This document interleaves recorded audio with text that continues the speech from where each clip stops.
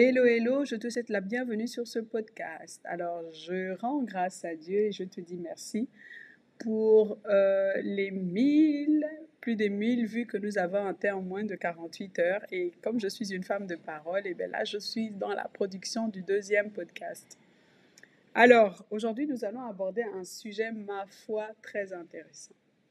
Je crois que je prie le Seigneur d'aborder ce sujet avec beaucoup d'amour, beaucoup de patience, beaucoup d'empathie, beaucoup de compassion et qu'il puisse me donner la maturité nécessaire pour vous transmettre le message, pour ne pas être dans la dénonciation seulement, mais pour vous transmettre le message tel je l'ai perçu, tel je l'ai reçu. Et le thème que nous allons aborder aujourd'hui, c'est l'effet halo, le piège qui aveugle les chrétiens. Alors, j'aime bien vous dire comment m'est venu ce thème. Et je crois que aujourd'hui, c'est une manne qui me vient vraiment du Seigneur parce que pendant longtemps, je me suis toujours posé la question, comment ça se fait? Comment est-ce possible que les chrétiens soient aussi malheureux en mariage? Comment ça se fait que même en 2025, les chrétiens enregistrent encore des divorces?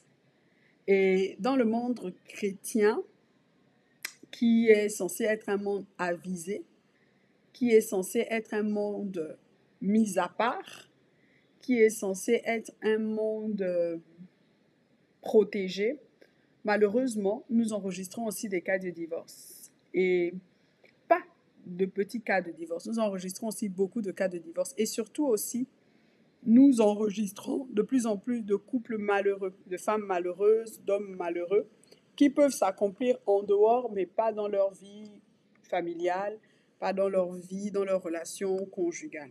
Et aujourd'hui, nous allons parler de l'effet halo. Je viens d'apprendre, donc je suis très fière de t'apporter cela aujourd'hui. Mais avant de te parler de l'effet halo, je voudrais d'abord te raconter certaines histoires, certains témoignages malheureux, douloureux, qui ont défrayé la chronique.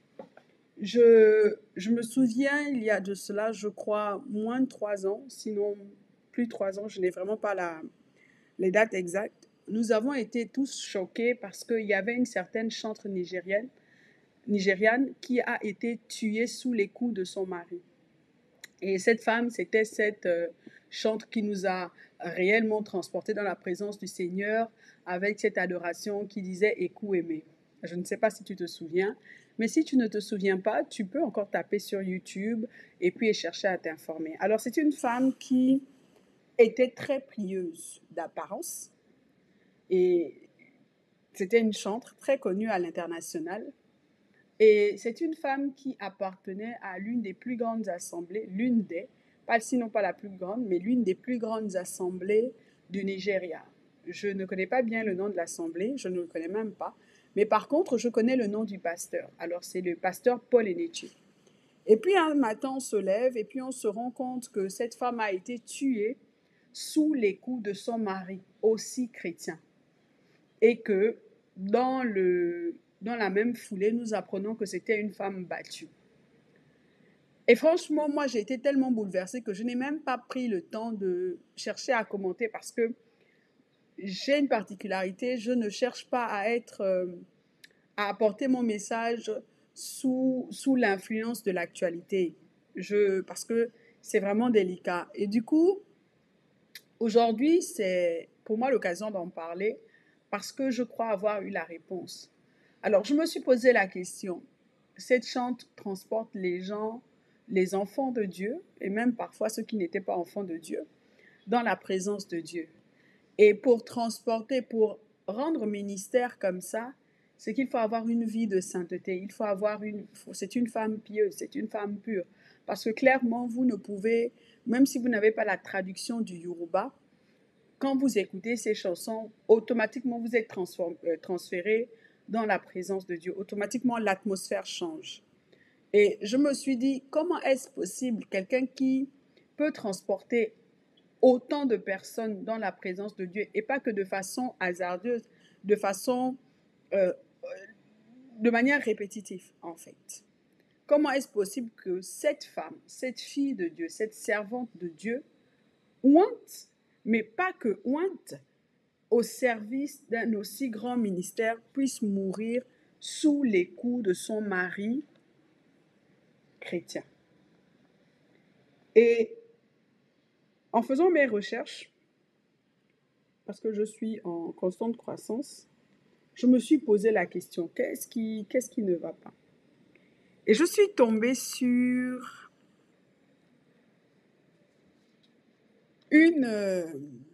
comment je peux l'appeler? Sur un trait, sur un aspect de notre façon d'analyser les autres et de conclure que parce que quelqu'un a telle stature ou parce que quelqu'un a tel talent, quelqu'un a quelle compétence ou quelqu'un a même ce trait de caractère, alors automatiquement, nous allons avoir la déduction que c'est une personne prête au mariage. Et pendant que je faisais mes recherches, pendant que je creusais réellement l'histoire, je me suis rendu compte que beaucoup de chrétiens sont tombés dans le piège. Je ne suis pas contre les mariages à l'église, je ne suis pas contre les mariages à l'église, je ne suis pas contre les rencontres à l'église, mais personnellement, j'ai un problème avec beaucoup de choses. Parce que je me dis que le mariage devait se référer à la première rencontre. Et la première rencontre, en fait, le premier exemple que nous avons eu, c'était Adam, Ève et Dieu. C'était pas Adam, Ève et l'intendant, c'était Adam, Ève et Dieu.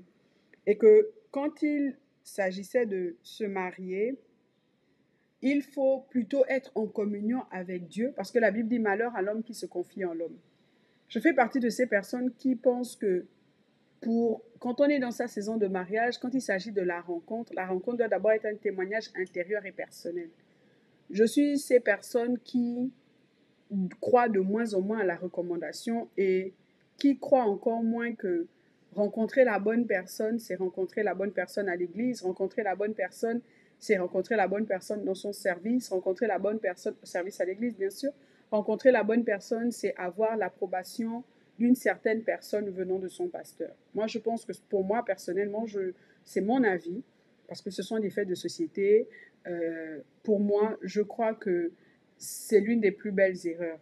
Moi, je crois que quand tu dois rencontrer la personne de ta destinée, ça doit être une communion avec toi, entre Dieu et toi. Avant même qu'elle soit une communion entre la future personne que tu dois épouser, ça doit d'abord se passer entre Dieu et toi.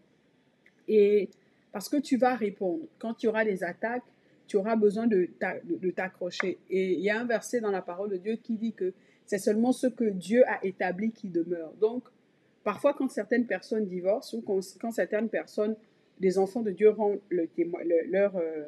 leur fiançailles, qu'elles arrêtent leur cheminement, c'est simplement, on se pose plusieurs questions. Et là, on commence à dire, ah, il n'était pas bon, ah, elle n'était pas bonne, là, elle ne me correspondait pas. Non, en fait, la vérité, c'est, est-ce que Dieu l'avait ordonné? Est-ce que Dieu avait appelé cette relation? Est-ce que Dieu avait même pas validé? Est-ce que ça faisait partie du plan de Dieu? Parce que souvenez-vous, même si on a beau parler, on a toutes les stratégies pour faire incliner le cœur de Dieu. Mais sincèrement, moi je crois qu'un mariage demeure, peu importe la tempête, peu importe les circonstances, d'abord parce que Dieu l'a établi. Et il faut que Dieu l'établisse pour que ce mariage demeure. Il ne faut pas que nous l'établissons, mais il faut que Dieu l'établisse. Ça, c'est ma compréhension. Alors, je vais vous lire, je voudrais commencer ce podcast, bon, je l'avais déjà commencé, mais je voudrais aller de plus en plus en profondeur avec un passage biblique. Alors, c'est dans 1 Samuel 6 à 7. Je lis la parole de Dieu. Et l'Éternel dit à Samuel, ne prends point garde à son apparence et à la hauteur de sa taille, car je l'ai rejeté. L'Éternel ne considère pas ce que l'homme considère. L'Éternel ne regarde à ceux qui frappent les yeux, mais l'Éternel regarde au cœur. Il appela Ésaïe à Binabad et le fils passait devant Samuel. Et Samuel dit, l'Éternel n'a pas non plus choisi celui-là. Alors, qu'est-ce qui se passe? C'est le prophète Samuel, donc un homme oint de Dieu, qui a été levé un matin. Et puis là, Dieu lui dit, va dans telle maison et là, tu vas oindre le futur roi. Le prophète, donc c'est un homme oint, un homme aguerri et avisé. Alors, c'est le roi Saül que Dieu a rejeté. Et quand Samuel arrive dans la maison du père de David, il voit premièrement il voit Eliab. Et là, le prophète dit certainement, loin de l'Éternel est ici devant lui. Mais quand il voit Eliab, il le qualifie comme étant le choix de Dieu par son apparence, à la hauteur de sa taille. Donc lui, il se dit, parce qu'il est grand, parce que, donc hauteur, il est grand, sa taille, c'est pas un homme en surpoids, assurément, c'est loin de Dieu. Et là, Dieu le reprend automatiquement dans sa bonté. Il dit, ne prends point garde à son apparence et à la hauteur de sa taille, car je l'ai rejeté. Waouh! Et c'est ça l'effet halo. En réalité, c'est quoi l'effet halo? L'effet halo, c'est se laisser emporter, avoir un jugement pour une personne à partir d'un aspect positif. Là, le prophète, il arrive, il voit qu'il est grand, assurément il est beau, assurément il est fort. Donc il se dit, forcément par sa stature, c'est lui que Dieu a choisi. L'effet halo, par exemple, dans l'église, on voit une personne qui prie, qui sert, qui enseigne, et on pense forcément qu'elle a un cœur pur, de belles attentions et une maturité profonde. Quand j'ai mené ces recherches, je vous assure que je suis tombée de nuit. Et là, ça a commencé dans ma tête, à faire un déclic. Et là, je me suis dit, ouais. Voici l'erreur de beaucoup de chrétiens. En fait, voici le premier mot qui disqualifie certains mariages chrétiens. Et c'est pourquoi ils ne peuvent tenir. C'est le fait de qualifier quelqu'un, soit par son aptitude à bien rendre le ministère, à servir, à exprimer son talent, à bien prêcher aussi. Et là, on se dit forcément, c'est que cet homme est apte au mariage. Forcément. Tu vois, s'il prêche comme ça, c'est que forcément, c'est un bon homme pour le mariage. Tu vois, à chaque fois qu'il est à côté du pasteur, forcément, c'est que c'est l'homme selon le cœur de Dieu. Et quand Dieu dit à Samuel qu'il l'a rejeté, assurément, c'est que malgré son apparence, c'est quand même un fils de Dieu, mais qui n'est pas dans les bonnes grâces de son Père céleste. Parce qu'il l'a rejeté malgré son apparence. Donc, ça veut dire que c'est un gars qui va à l'église. C'est un gars qui est à côté du pasteur. C'est le frère qui est toujours disponible. Ou c'est la sœur qui est toujours disponible. C'est la sœur qui connaît tous les versets bibliques. Mais en réalité, c'est des personnes que Dieu n'a pas qualifiées ou que Dieu disqualifie pour le mariage. Et beaucoup de frères et de sœurs sont tombés dans l'effet halo, ont choisi par l'effet halo, et même les pasteurs aussi ont qualifié par l'effet halo. Moi, je me souviens, je vais taire le nom de l'église, on m'a raconté souvent on me raconte des histoires, parce que, oui, les gens se préparent, les gens se marient à l'église, et puis là, quand il y a des petites défaillances, on ne veut pas repartir vers le pasteur, parce qu'on se dit, assurément, le pasteur va croire que, bon, je n'ai pas bien assimilé, et parfois on va dire, c'est le démon de ceci ou la réclamation de cela, mais en fait, non, les fondations n'étaient pas installées. Et quand les fondations ne sont pas installées, vous ne pouvez rien bâtir. Une maison, pour qu'elle se bâtisse spirituellement, émotionnellement, physiquement, intellectuellement, il faut des fondations. Et c'est comme le mariage. Le mariage a besoin de fondations. Et des fondations, chez l'homme, l'homme a sa propre fondation, la femme a sa propre fondation. Et c'est sur la base de cette fondation qu'on peut bâtir un mariage. Et donc, quand elles se rendent compte que ben là, elles sont dans de sérieux problèmes, et quand elles me racontent, parce que moi, à chaque fois, quand tu viens me voir, moi, je vais te poser la première question que je te pose, je te dis, vous vous êtes rencontrés comment? Parce que le commencement dit beaucoup de la relation. Beaucoup de la relation. Et là, j'entends souvent, oui, le pasteur ou maman pasteur nous a recommandé, maman pasteur a approuvé. C'est que on ne se bat, on prend Dieu, on met Dieu de côté. Et puis comme il plaît à maman pasteur dans le ministère, dans le service à l'église, dans sa disponibilité, dans sa façon de se comporter, dans sa façon de prêcher, dans sa façon de rendre ministère, alors forcément c'est un bon mari. Et en réalité, maman et papa pasteur sont tous dépassés parce qu'ils se disent, ah, moi je ne comprends pas. Toi tu fais ça, mais ça, tu ne peux pas rater ton mariage. Et donc souvent quand on me raconte ça, je dis, mais là on a un problème. Là, on a un problème.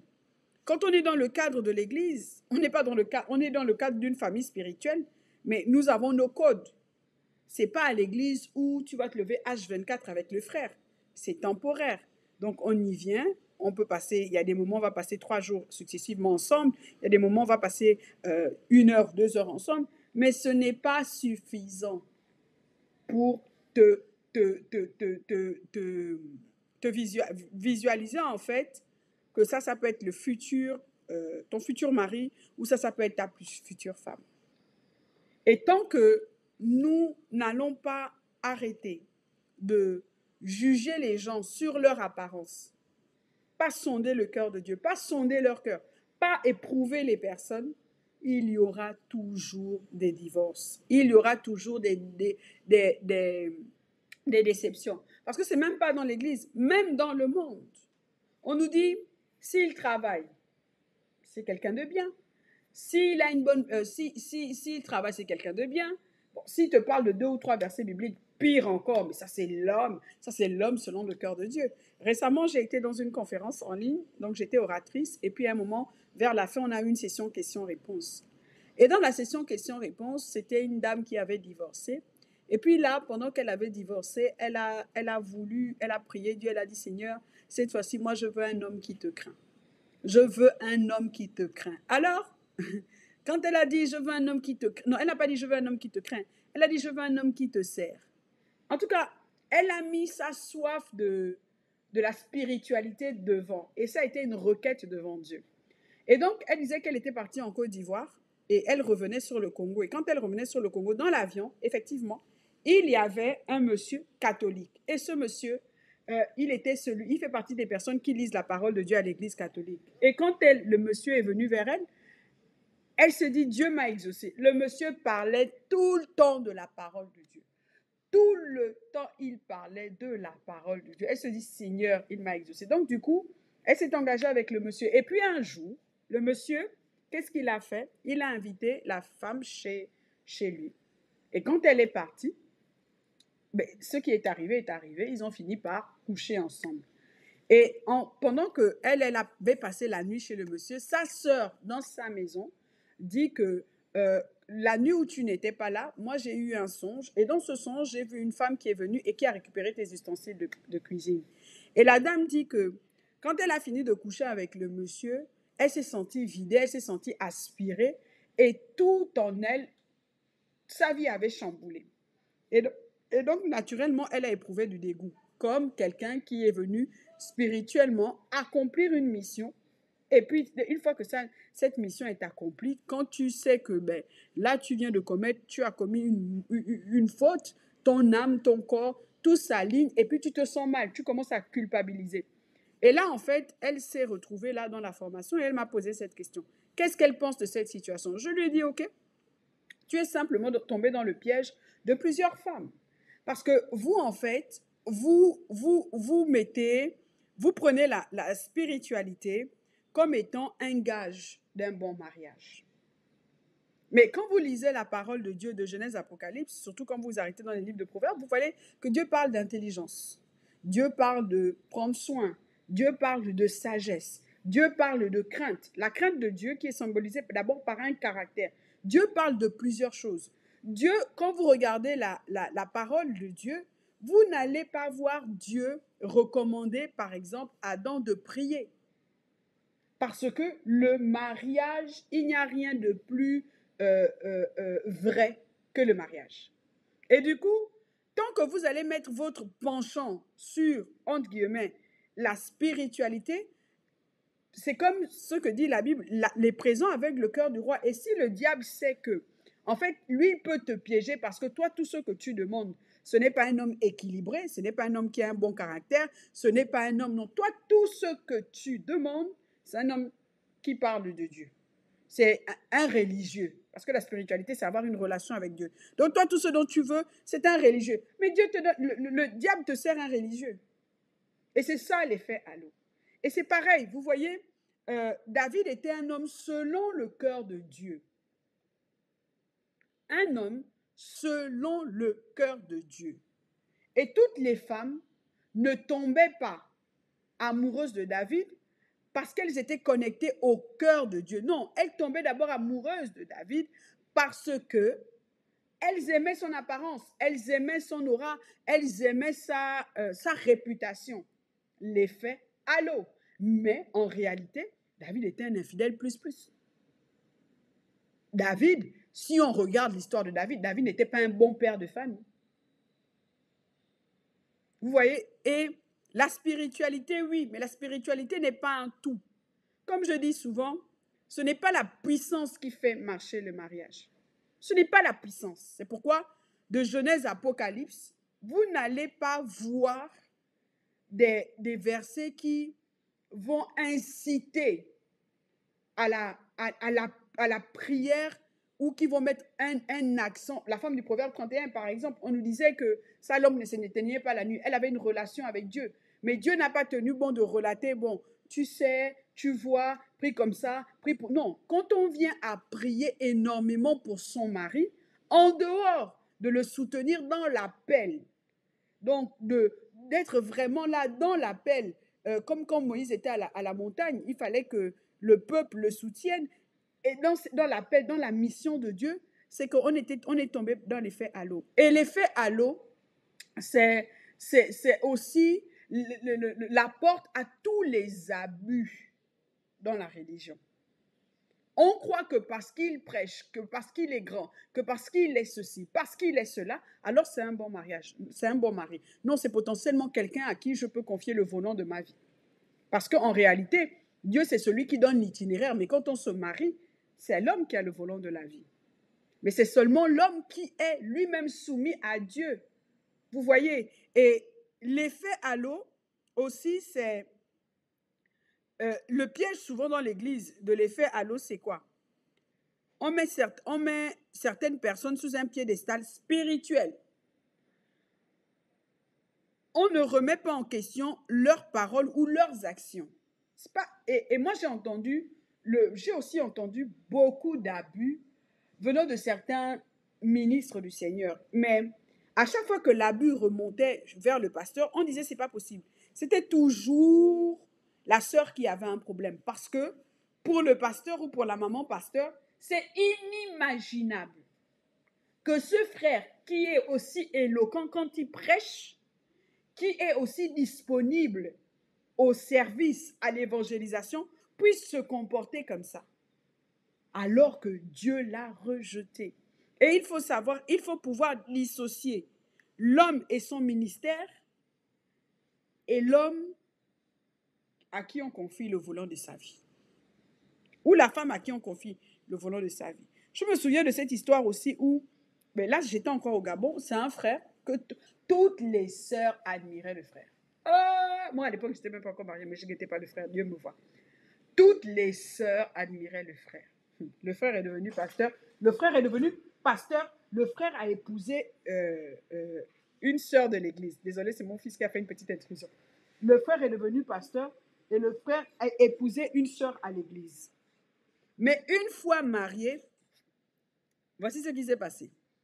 C'est la sœur qui travaillait, donc disons comme la femme du Proverbe 31.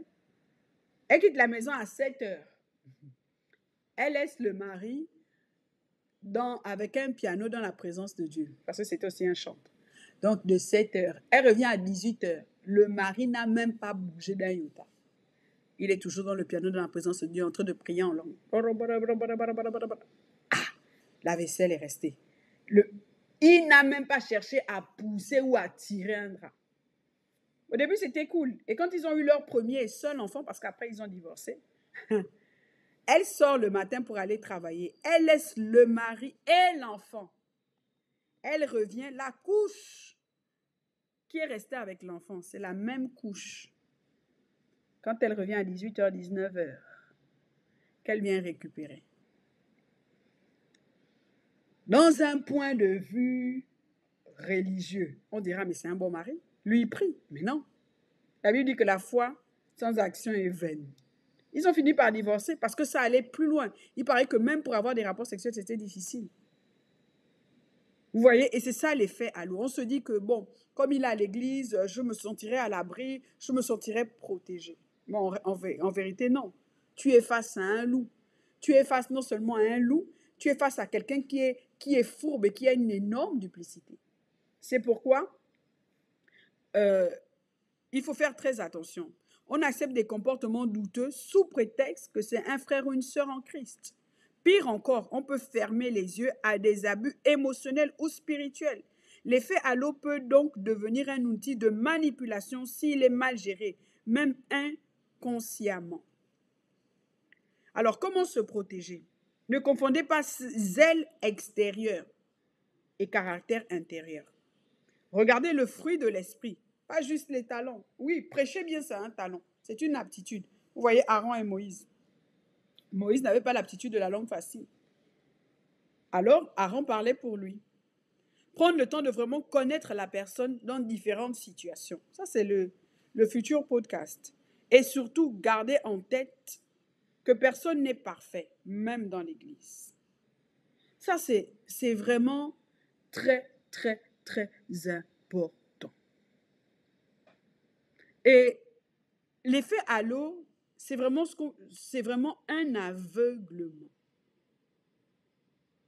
C'est l'un des aveuglements les plus puissants. Et on le retrouve non seulement dans le monde spirituel, dans la famille spirituelle, mais on le trouve aussi dans le monde. On le trouve aussi dans le monde. Par exemple, dans une relation, dans le début de la relation, l'effet halo est partout. Tu rencontres quelqu'un qui te plaît physiquement, qui te parle bien, qui te charme, et bim, tu t'imagines déjà un futur avec cette personne. Le problème, c'est que tu ne vois pas ce que tu veux voir. Tu te racontes toi-même des histoires et souvent tu fermes les yeux sur ce qui devrait te faire tiquer. Manque d'écoute, comportement chelou, déséquilibre émotionnel. Le premier gros piège, c'est l'aveuglement. Tu vois le red flag, mais tu ignores le drapeau rouge. Il y a beaucoup de sœurs qui... Mais moi, en fait, écoutez, la vie de l'homme est divisée en 3 sphères, tout aussi importantes. Il y a la sphère spirituelle, qui est la première sphère. Ensuite, tu as la sphère familiale, qui est la deuxième sphère. Ensuite, tu as cette troisième sphère, que je pourrais appeler la sphère sociale, ou la sphère même, je ne sais pas, physique. C'est quand tu trouves le compagnon de ta destinée, le bon, celui devant Dieu, c'est celui qui va être influencé dans les 2 autres sphères par la sphère spirituelle. Pas par son ego, pas par son vécu, pas par son caractère. Et il y a souvent des sœurs qui m'ont posé la question. Mais, il était bien au début. Mais s'il était bien avec toi, toi tu le connais à peine, toi tu viens de le découvrir. Ou si elle était bien, mais toi tu l'as... moi je vous assure, quand tu vas voir le banquier et que tu veux qu'il t'accorde un crédit, même la manière à laquelle tu vas t'habiller, tu vas tout faire pour séduire le banquier. Tout faire pour séduire le banquier. Et puis, nous avons ce défaut de toujours avoir ce qu'on appelle l'exclusivité. Ça veut dire quoi? Moi, je suis avec un homme, tant qu'il se comporte exclusivement bien avec moi, je m'en fous de ce qui se passe à l'extérieur. Je prends un exemple. Par exemple, tant que moi, quand je descends de la voiture, il m'ouvre la porte, si on arrive au restaurant et il se met à crier sur la serveuse, moi, je m'en fous. Non, je m'en fous. Je m'en fous. Tant que je suis la reine à ses yeux. Non. Non, en fait. C'est ça, en fait, les cartons rouges. Mais que vous faites mine d'oublier, de faire,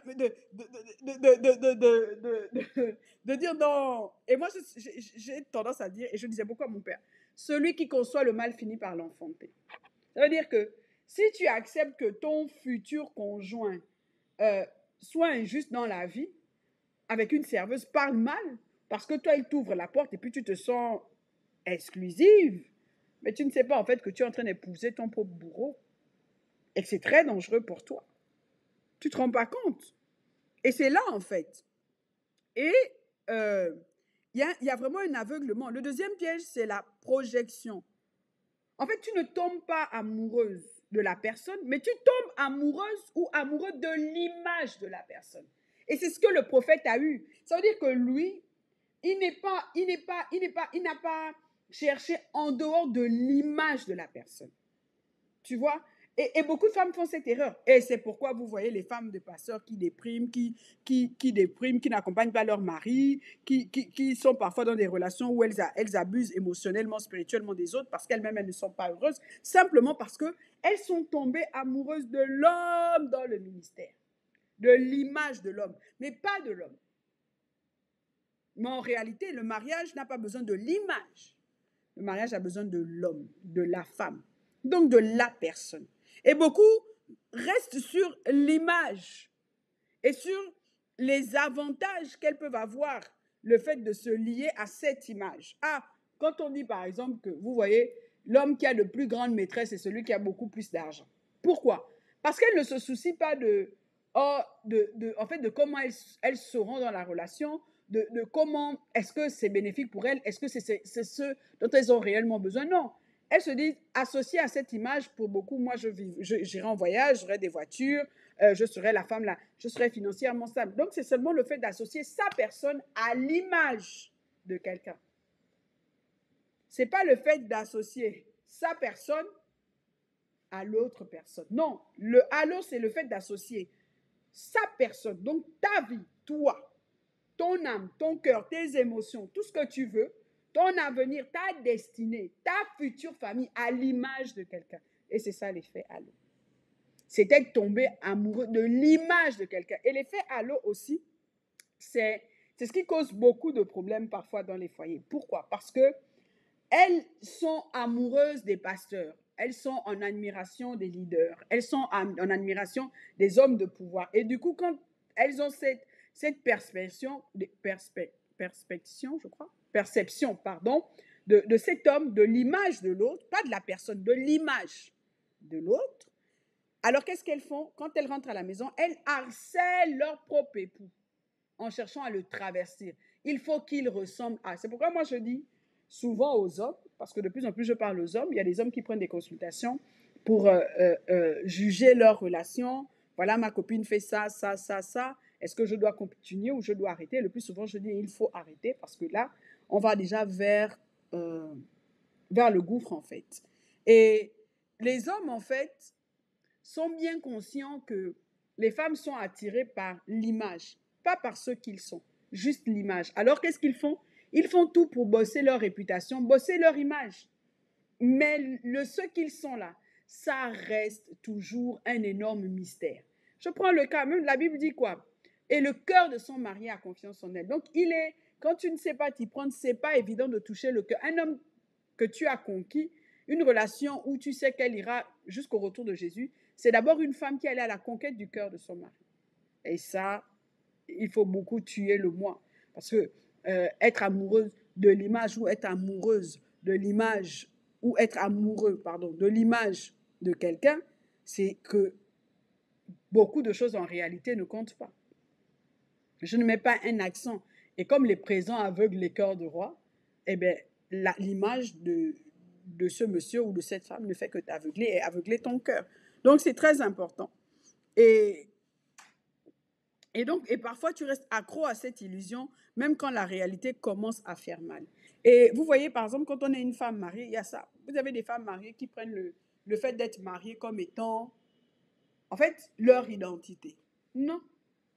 C'est la plus belle erreur qu'une femme mariée puisse faire, c'est de croire que être mariée, c'est mon identité. C'est pas mon identité. C'est comme je travaille à l'hôpital. Le mariage, c'est la position, la géolocalisation. Ma fonction, c'est épouse. Maintenant, si je veux que mon mariage fonctionne, je dois savoir c'est quoi la fonction d'épouse. C'est quoi la fonction d'épouse? À partir du moment où je sais que c'est ça la fonction d'épouse, le mariage fonctionne. C'est ça, mais beaucoup de femmes, elles, je suis mariée, c'est mon identité, c'est devenu moi. Non, le mariage, c'est la position géographique, si tu veux. C'est la situation. C'est comme je suis médecin, le médecin ne peut... Enfin, il y a des urgences, mais le médecin, il travaille à l'hôpital. Donc, je suis mariée, donc là, je peux déclencher la dimension d'épouse. C'est seulement dans le mariage que je peux déclencher la dimension d'épouse. C'est pourquoi il y a beaucoup de concubinage. Pourquoi? Parce qu'elles ont déclenché la dimension d'épouse en dehors du mariage. Mais si tu as déjà déclenché la dimension d'épouse en dehors du mariage, que veux-tu que je t'apporte d'autre? Pourquoi t'emmener à la mairie? Ça ne sert à rien puisque j'ai déjà l'épouse. Mais Dieu dit non. Pour avoir l'épouse, il faut être dans le mariage. Il faut entrer dans le mariage. Et beaucoup de femmes, qu'est-ce qu'elles font? Elles rentrent, elles sont épouses sans rentrer dans le mariage. C'est là tout le dysfonctionnement même de la société. Alors, comment s'en protéger?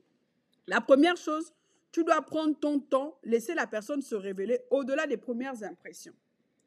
Regardez ce qu'elle fait, pas juste ce qu'elle dit. Oui, parce que, écoutez, un homme gentil, et j'ai eu beaucoup, comment tu sais, oh, il est gentil. Mon Dieu, vous parcourez la Bible a 56 livres. Vous n'allez jamais voir le mot gentil. On parle de Dieu a créé l'homme à son image. Dieu est le créateur du mariage. Adam était dans la présence de Dieu. Adam a plus ou moins réussi son mariage, avec les hauts et les bas. Et il y a eu des conséquences, mais ça on en reparlera. Mais Adam, plus ou moins, il a montré c'était quoi être fidèle malgré les erreurs. Plus ou moins. Alors, vous voyez que gentil, gentil, n'est jamais mentionné. Et puis, quand on te pose la question, mais lui, c'est, oh, il est gentil, oh, elle est gentille. Mais la gentillesse est basée seulement sur les 5 sens. Naturellement, quelqu'un va, je vais être gentil et plus disposé envers une personne qui me fait quelque part du vent. Si tous les matins, quand j'arrive quelque part, tu m'ouvres la porte, tu te soucies de est-ce que j'ai à boire, de mon bien-être, forcément, je vais développer la gentillesse. Mais la bonté, c'est quoi? Parce que Dieu est bon. Lent à la colère, riche en bonté. Et la bonté, c'est un autre trait de caractère. Ça veut dire quoi? Que tu m'ouvres la porte, que tu ne m'ouvres pas la porte, je serai bon envers toi. Il y a une différence. Que tu m'ouvres la porte ou que tu ne m'ouvres pas la porte, je serai bon envers toi. Et ça, c'est le bon époux. Parce que Adam l'a démontré. Qu'est-ce qu'Adam a fait? Ève est allée, le serpent a rempli sa tête. Rempli, la tête était remplie. Boum.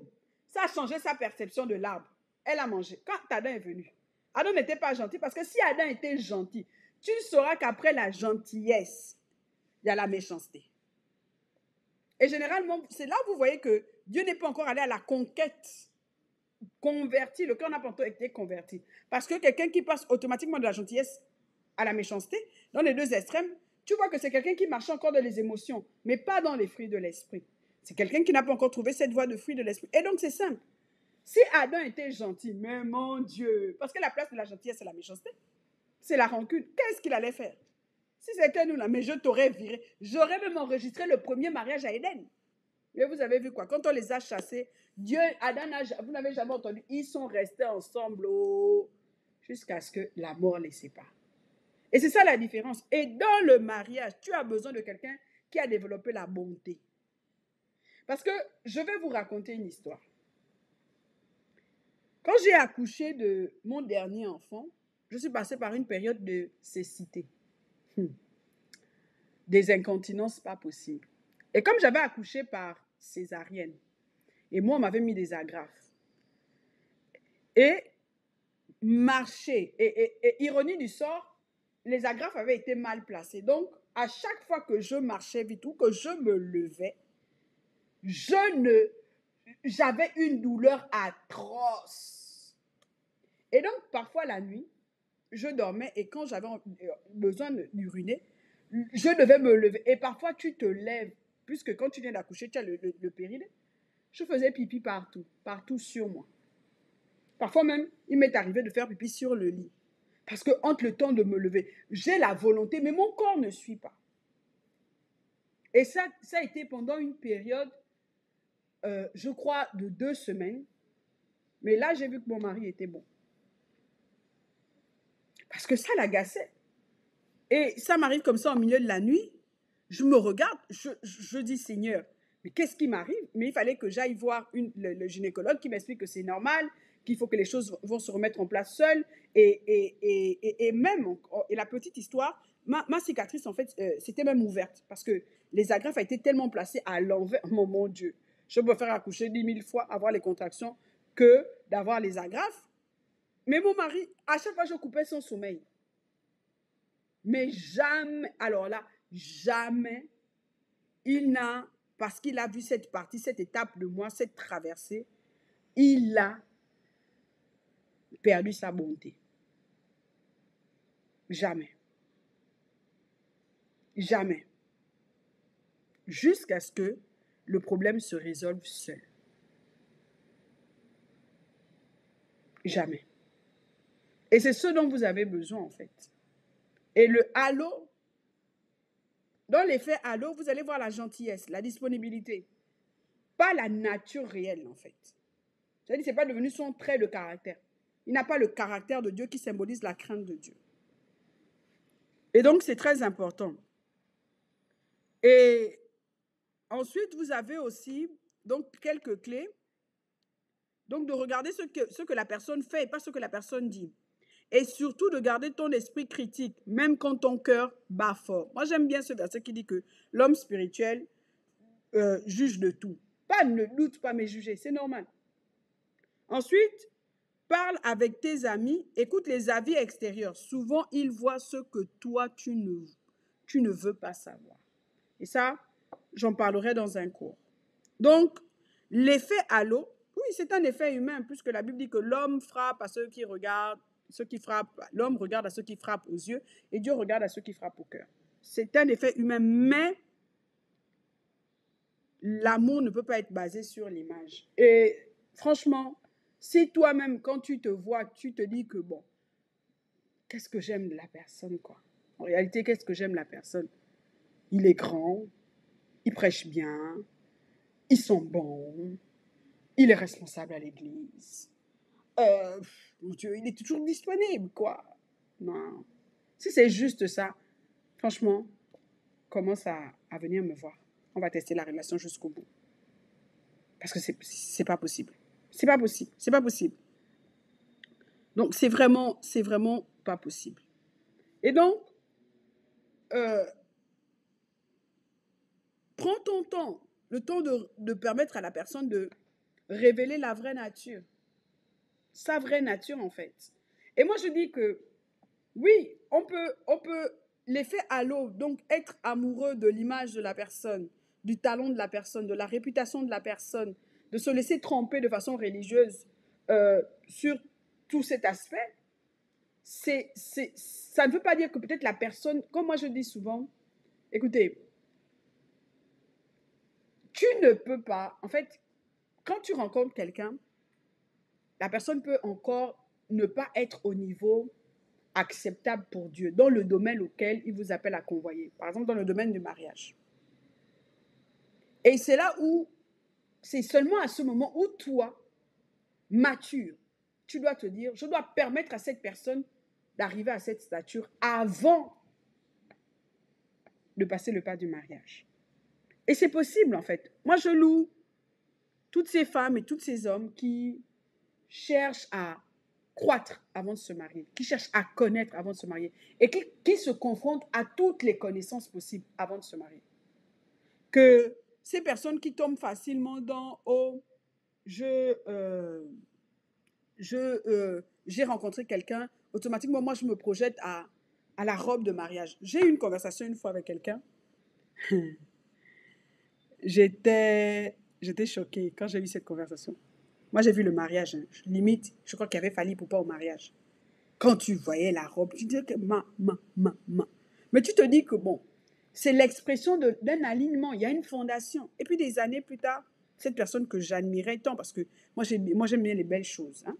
Et donc, je me suis dit, waouh, et puis apparemment, ils sont ensemble et tout. Un jour, elle est venue, elle me dit, je veux divorcer. Elle m'a appelé combien de fois pour me dire qu'elle veut divorcer. J'ai dit, Jésus, mais tu veux divorcer pourquoi? Elle m'a dit, mon mari m'a tapé une barre de fer. Je dis, hein? Quoi?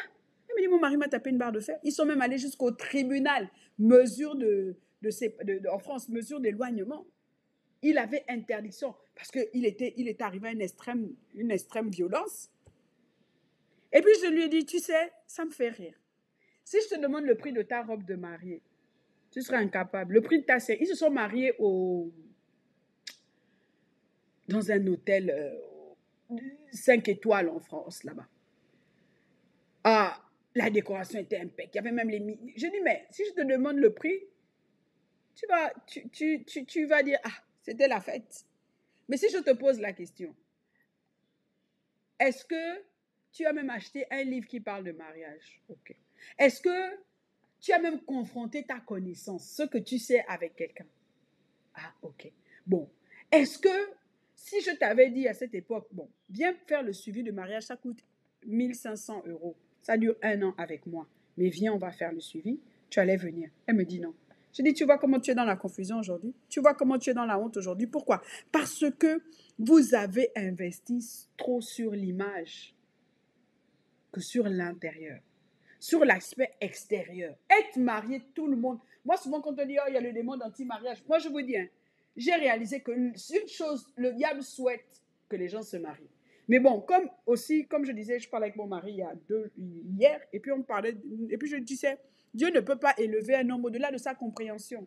C'est pas possible. Ça veut dire que si tu es déjà dans un milieu où tu te dis, bon, ici on ne se marie pas parce que la tante de tel, le démon de tel, Dieu ne peut pas t'élever au-delà de ta compréhension. Mais quand tu réussis à t'élever au-delà de ta compréhension, il y a des situations, même le diable veut que tu t'élèves au-delà de ta compréhension. Parce qu'il sait que l'endroit où il va vraiment t'humilier, te casser, c'est quand tu seras marié. Tu imagines? Madame telle. Oui, Madame telle. Madame telle, tu es Madame telle, Madame, mon cher, tu as traversé la rive. Moi, je pensais qu'une fois mariée, le seul péché, et Dieu m'entend, qui allait m'empêcher, en fait, le seul péché que les mariés ont, c'est l'impudicité. Moi, je me disais que, bon, une fois mariée, moi, j'ai réglé le problème de l'impudicité. Mon Dieu, c'est là où j'ai vu moi-même mon propre caractère et ma propre bouche. Tu te dis seulement qu'une fois marié, là, c'est pourquoi il y a beaucoup de célibataires. Votre problème, vous dites que non, je ne veux pas pécher, je veux sortir. Ce n'est pas que ça. Là, tu vas te rendre compte que, mon Dieu, mais en fait, le diable aime le mariage. Autant il l'aime. Quand vous vous mariez, c'est dit, ouais, attends, moi, je sais où son cœur est. Je sais où lui. Bon, c'est généralement les femmes. Moi, je sais où son cœur est positionné. Je sais où son cœur est positionné. Donc, je sais comment la faire tomber. Et pourquoi beaucoup de femmes souffrent en mariage? Parce que elles ont tellement vendu l'image du mariage. Elles se sont tellement accrochées qu'il y a certaines qui souffrent. Mais elles sont juste dans l'image. Elles souffrent, mais elles sont juste dans l'image. Souffrir, mais elles sont juste dans l'image. Accrochées à l'image, accrochées à l'apparence extérieure. Oui. Moi, je connais cette histoire d'une femme mariée qui, quand son mari l'a trompée, elle s'en foutait. Tant qu'il m'offre un voyage pour Dubaï. Jusqu'au jour où ça a été fatal. Vous voyez l'image. Je suis Madame telle. C'est Madame telle. Le diable aime ça. Mais au fond, tu es en train de mourir, de perdre ton potentiel, de perdre qui tu es. C'est vilain, c'est vilain. Faites attention à l'effet à l'eau. Faites vraiment à l'effet à l'eau. faites attention à l'effet halo. Vraiment, faites attention. C'est idéaliser une personne sur un seul aspect. C'est croire que parce qu'il est grand, parce qu'il prie, parce qu'il... Moi, beaucoup de personnes ne prient même pas pour leur femme. Si quelqu'un est beau, bien habillé, on a tendance à penser automatiquement que c'est une personne intelligente, que c'est une personne capable, compétente, sympathique. Mais on n'a aucune preuve concrète. La beauté crée, donne un effet halo qui influence notre jugement global.